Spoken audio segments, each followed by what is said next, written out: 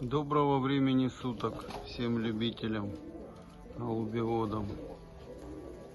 Хочу поговорить, так сказать, вспомнить за одного человека, который 2 месяца назад ушел из жизни.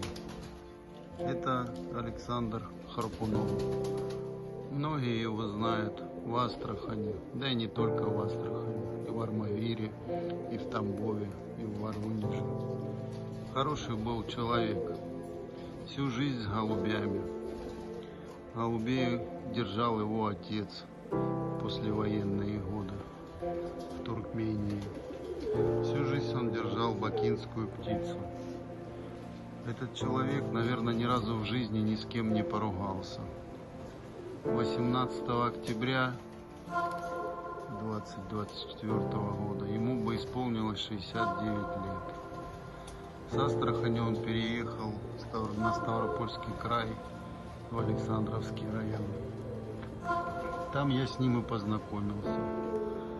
Очень много я узнал от него по голубям, именно по бакинской птице.